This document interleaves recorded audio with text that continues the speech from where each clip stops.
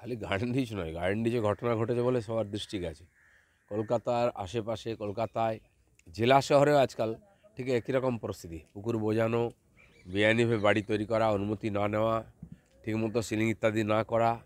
তো তার ফলে এই ধরনের ঘটনা যেখানে সেখানে ছোটোখাটো ঘটে, এবার বড় হয়ে গেছে। সারা পশ্চিমবঙ্গ জুড়ে যে রাজ চলছে লুটপাটের এবং প্রমোটিং রাজ, এর পরিণাম হচ্ছে অনেক প্রাণহানি হবে আরও, যখন তখন ঘটনা ঘটতে পারে। আর সরকার সব জানে, দায় কেউ নিচ্ছে না।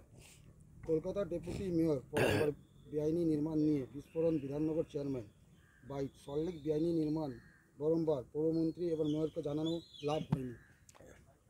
সল্টলেকে বেআইনি নির্মাণ হয়তো কম আছে, কিন্তু কবজা করে রাখা সরকারি জায়গা ইত্যাদি বহু জায়গা দখল করে বসে আছে, এবং তার জন্য অসামাজিক কাজকর্ম কিছু হয়। এটা নিয়ে কেউ কেউ বলার চেষ্টা করেছে ওদের পার্টিতে, কিন্তু তাকে গুরুত্ব দেওয়া হয়নি। সেজন্য এটা একটা এই সরকারের নীতি হয়ে গেছে, তার পার্টির নেতা কর্মীদের করে খাওয়ার একটা ব্যবস্থা করে দিয়েছে। সব কেন্দ্রে মমতা বন্দ্যোপাধ্যায়ের মুখ। ভোটের সময় এমন কথা শাসক শিবিরে শোনা গেলেও এমনটা মনে করেন না উদয়ন গুহ। কাজ না করে শুধু মমতার ছবি দিয়ে ভোট হয় না, মন্তব্য উত্তরবঙ্গ উন্নয়ন মন্ত্রী। ওনারা অনেক কিছুই বলেন, মমতা ব্যানার্জির নামেই ভোট হয়, এবং যা গণ্ডগোল ঘটছে ওনাকেই লোকে ভোট দিয়েছে, তার দায়ও ওনার। সেজন্য এই প্রমোটিং রাজ থেকে আরম্ভ করে খুন খারাপি বা শাহজাহান রাজ সবই মমতা ব্যানার্জির দেওয়া।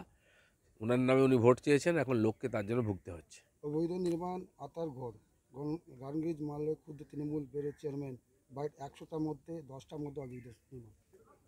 সবাই জানে, কেউ বলতে না, এখন ওদের পার্টির লোকেরা বলতে বাধ্য হচ্ছে, কারণ এরকম ঘটনা ঘটলে তাদেরকে মার খেতে হবে, লোককে জবাব দিতে হবে, কিন্তু উপায় নেই, টাকার মোহ তো কেউ ছাড়তে পারে না। সন্দেশখালী নিয়ে বিরোধীদের আক্রমণ, অভিষেক বসিরহাট গিয়ে শুধু রাজনীতির অভিযোগ, বাইট, শেখ শাহজাহানকে ইডি সিবিআই ধরেনি, মমতা পুলিশ ধরেছে। মমতা পুলিশ দু মাস লাগলো ধরতে, যে ধরার থাকতো বাকিদের কেন ধরেনি? আরও তো অপরাধী আছে, তাদের ধরে দেখাক পুলিশ। ইডি সিবিআই তো মদনবাবুকেও ধরেনি, কুণালবাবুকেও ধরেনি, অনেককেও ধরেনি, কিন্তু বাকি আজকে যে এত অপরাধ বেড়েছে, এত আর্থিক অপরাধ হয়েছে, সেগুলোও পুলিশের ধরার কথা। পুলিশ ধরছে না বলে সিবিআইকে ইডিকে আসতে হচ্ছে, লোকে কোর্টে যাচ্ছে, কোর্টকে হস্তক্ষেপ করতে। এটা প্রশাসনের কাজ, দুর্নীতি মুক্ত করা, ক্রিমিনাল মুক্ত করা, সেটা করছেন না ওনারা। তাদেরকে এক প্রকার সহযোগিতা করছেন, ছত্রছায়ায় রেখেছেন, সেজন্য ইডি সিবিআইকে আসতে হচ্ছে। কলকাতা জুড়ে ইডি হানা ব্যবসার বাড়িতে, বালিগঞ্জে।